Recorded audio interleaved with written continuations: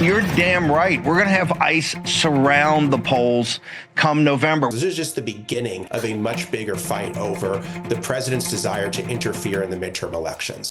He's not relying on just one voter suppression tactic. Multiple plans for how they're going to do this. He's deploying multiple strategies, using every tool available and testing out each one of them. We have more than enough time to right the wrong of this fraudulent election result and certify Donald Trump as the winner of the election.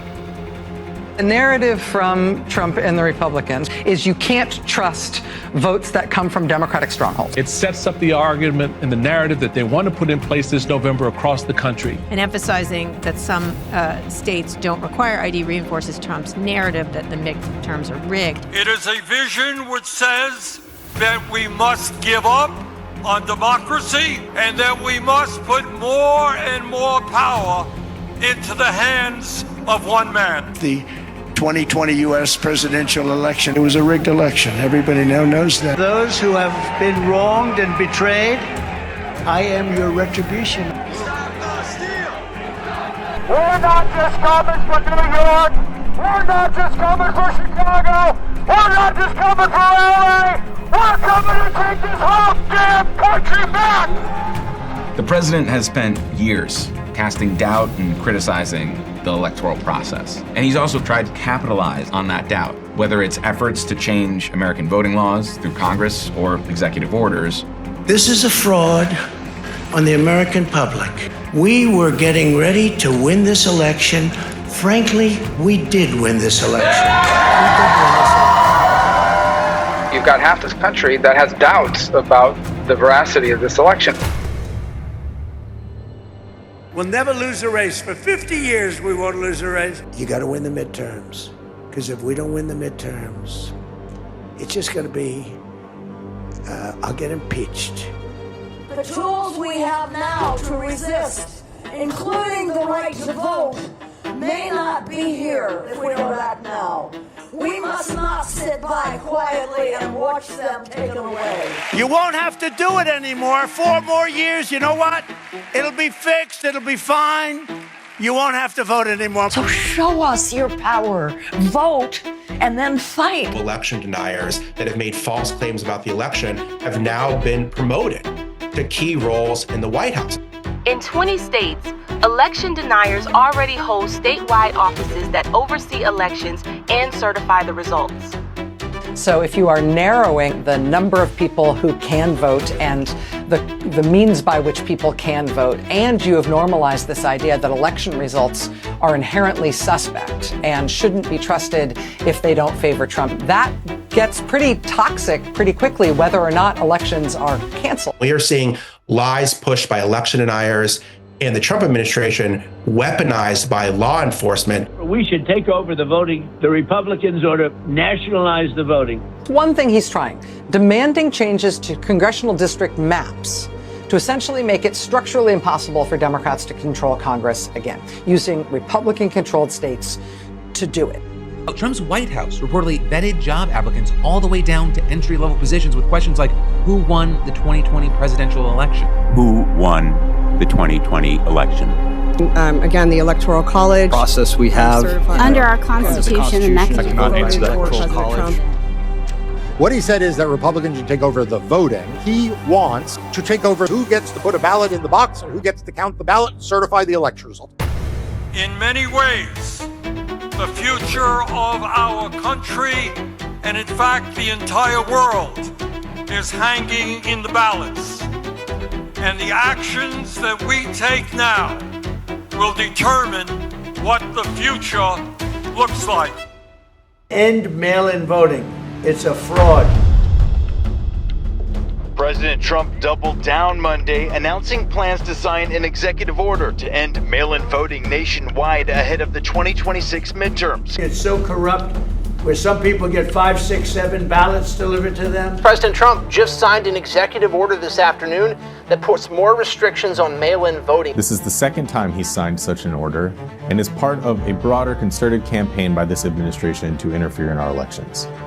Trump's order directs the Department of Homeland Security to create a state citizenship list.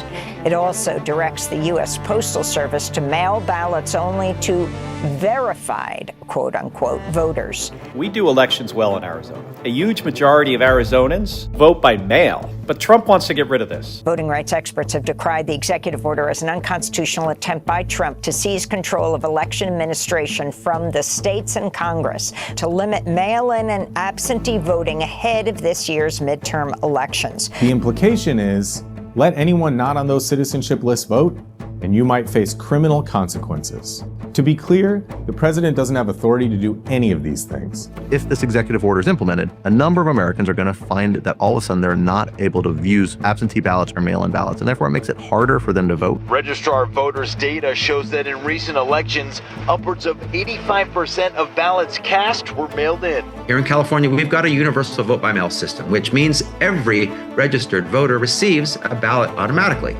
The system is secure, it's efficient, and it's trusted by voters. Mail-in voting in Arizona is what's kind of classified as a no-excuse absentee system. You don't need an excuse to vote by mail. It was created by Republicans in the early 1990s. Our mail-in voting system in Arizona is robust, it is secure, and not only in 2016, but in 2024, it elected Donald Trump as president. Trump is attempting to disrupt this settled system, create confusion for voters, impose significant administrative burdens on our elections officials, and sow distrust in the process itself. Palm Beach County voter record shows the president himself just voted by mail in Florida's special elections. So the president is looking to limit who can use mail-in voting while exercising the option himself. Mail-in voting means mail-in cheating. I call it mail-in cheating. This is clearly an attempt for the president to pick his own voters. People have died for us to have the chance to vote. We can use what's happening with these ICE helping out at the airports. We can use this as a test case to really perfect ICE's involvement in the 2026 midterm elections. We have to purge all the voter rolls, and then we have to do a real job on mail-in ballots. And you're damn right, we're going to have ICE surround the polls come November. They're doing it because they think that it will limit access to voting for people who are unlikely to vote for them. About half the states have some law for suppressing your vote. Immigration agents would be stationed anywhere you cast or drop off a ballot. They were all worried about their vote counting, and they were all talking about how this was, quote, voter suppression, because they were really trying to vote and they just couldn't vote. At about 5:30 p.m. Central Time, 388 people had voted at this polling place. About 350 had been turned away. That just gives you a sense of how many people were out in Dallas County trying to figure out where to vote and trying to vote. It's our right. I mean, it's our right as American U.S. citizens to vote, and them not allowing us to vote is just a really injustice. In 36 counties, more than a third of the state, people could have fewer options than before. Cutting down on college voting and trying to eliminate Sunday voting are longtime goals of the North Carolina Republican Party. Why? A sheriff in California seized 650,000 ballots. The effect was to keep 31,000 legitimate Kansas voters from voting. He doesn't have one path of voter suppression. He's got multiple paths and multiple tools. Trump's Justice Department announced plans today to deploy election monitors to polling sites. This is part of a long-standing Republican playbook to threaten sending election monitors, election challengers, election observers into polling places, perhaps to try to deter those voters from showing up. The Supreme Court just gutted the Voting Rights Act, a civil rights law that has been on the books for 60 plus years. At this point, the Republican Party is literally waging war on Black Americans. Republican politicians rapidly seized on Wednesday's ruling. From Tennessee to Alabama to Louisiana to Mississippi, they are drawing districts to specifically eliminate seats where voters of color can elect their candidates of choice. Under their system, Republicans can gerrymander Black Americans into zero representation. This could lead to the largest drop in Black representation since the Jim Crow era, and it is happening with alarming speed. Republicans now want to make sure all 9 congressional seats in Tennessee are white.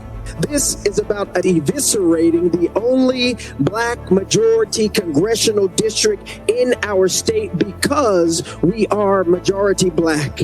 South Carolina, they have 1 majority minority district. They are going to try to get rid of that 1 Black district so that South Carolina is all white, all Republican in representation, while a quarter of the people who live in that state are Black.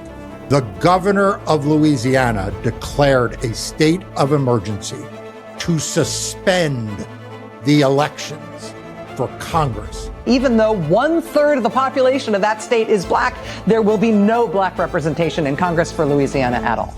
Voting is crucial, and I don't give a damn how you look at it. There are efforts to stop people from voting, and I will fight until the death to make sure every citizen has that right to vote.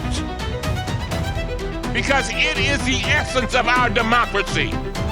When my mother's dying dead at 92 years old, former sharecropper, her last words were, "Do not let them take our votes away from us."